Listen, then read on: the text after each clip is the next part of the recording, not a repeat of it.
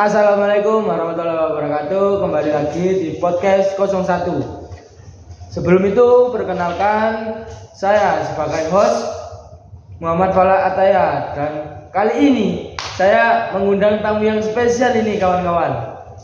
Yang pertama ada Saya Aji Pamungkas, siap menemani kalian untuk mengenang semangat para pahlawan yang telah berjuang demi Indonesia. Dan Rashid, hari ini kita bakal bahas bukan cuma tentang sejarahnya aja, tapi juga gimana kita bisa meneruskan semangat pahlawanan di zaman modern kayak sekarang ini. Nah, sebelum kita jauh ngobrol, coba kita ingat dulu. Kenapa sih tanggal 10 November itu diperingati sebagai Hari Pahlawan?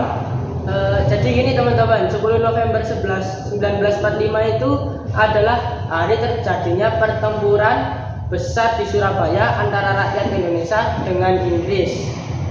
Bener banget Ci, ribuan pejuang gugur waktu itu, tapi dari sanalah muncul semangat pantang menyerah. Bung Tomo bahkan jadi salah satu tokoh penting yang membakar semangat arek-arek Surabaya.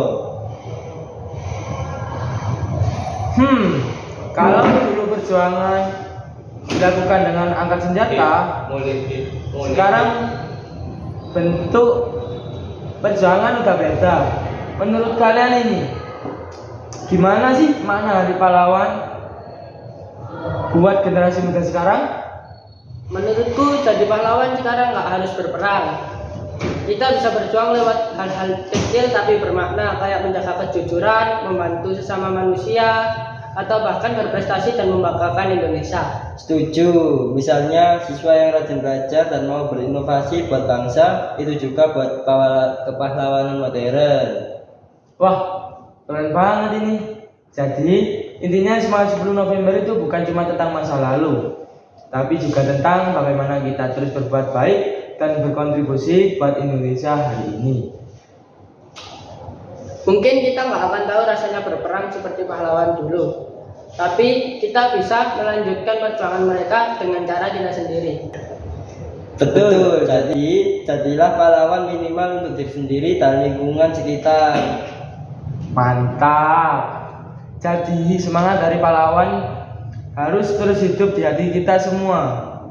Jangan lupa teman-teman, makna kepahlawan itu bukan soal pengorbanan besar aja, tapi tentang keberanian untuk melakukan hal yang benar. Ya, benar.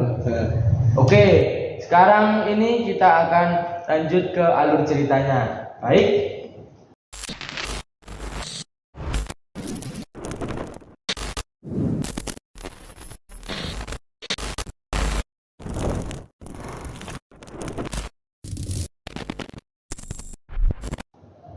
Jadi begini, setelah Indonesia memproklamasikan kemerdekaannya pada 17 Agustus 1945, pasukan sekutu datang ke Indonesia dengan alasan melucuti tentara Jepang. Tapi ternyata mereka membawa misi tersembunyi, yaitu mengembalikan kekuasaan Belanda lewat Nica.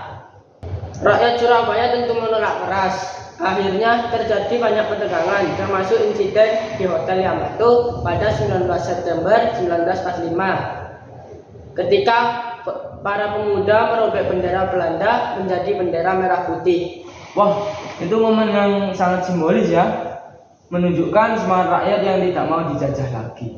Nah, kalau Rashid bisa ceritakan bagaimana berdirinya pecah pertempuran pada 10 November itu? Tentu. Jadi puncak konflik terjadi setelah Brigadir Jenderal Malabi memimpin pasukan Inggris di Surabaya, tewas pada 30 Oktober 1945. Sebagai balasannya, Inggris mengeluarkan ultimatum agar rakyat Surabaya menyerahkan senjata dan tunduk, tapi rakyat menolak. Akhirnya pada 10 November 1945, pasukan Inggris melancarkan serangan besar-besaran dari darat, laut, dan udara. Namun arek-arek Surabaya tetap melawan dengan semangat luar biasa meskipun persenjataan mereka jauh lebih sederhana.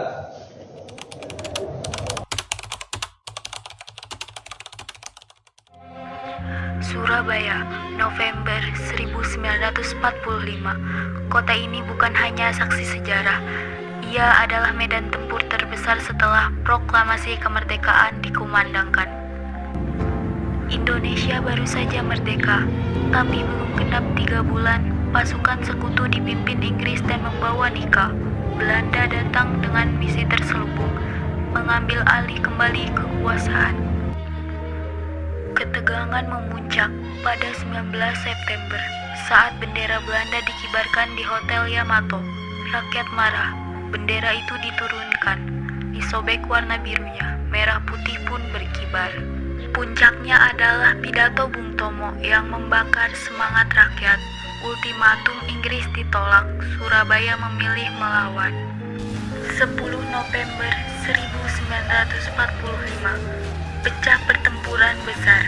Arek-arek Surabaya, tua muda, bersenjata bambu runcing maupun senjata rampasan, menghampiri tank dan artileri berat Inggris.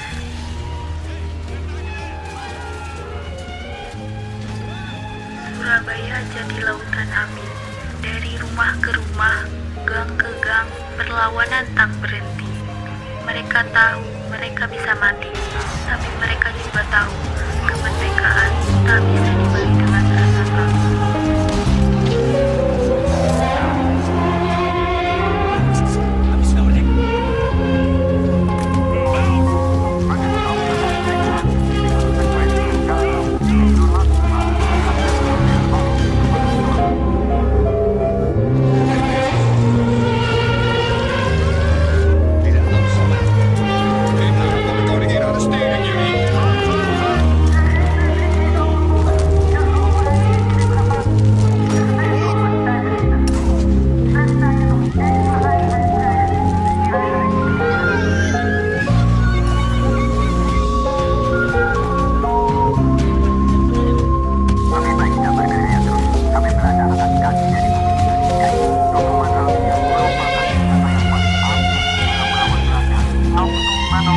Hari itu, 10 November, abadi dalam ingatan, sebagai hari pahlawan, bukan hanya untuk mereka yang gugur di medan laga, tapi juga untuk semangat pantang menyerah rakyat Surabaya. Karena Surabaya mengajarkan kita satu hal, kemerdekaan bukan hanya pemberian, ia diperjuangkan dan akan terus dipertahankan selama semangat itu masih menyala di dada setiap anak bangsa.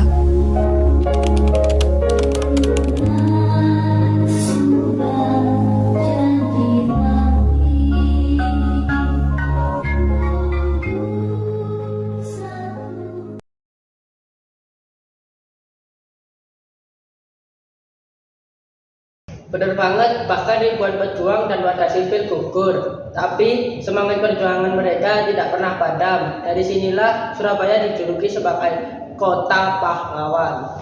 Luar biasa.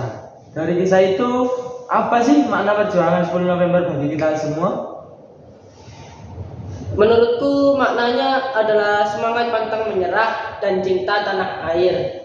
Mereka berjuang bukan untuk sendiri, melainkan untuk kemerdekaan bangsa. Betul, buat generasi muda sekarang, perjuangan itu bisa kita lanjutkan dengan belajar sungguh-sungguh, menghargai pahlawan dan menjaga persatuan bangsa. Setuju banget.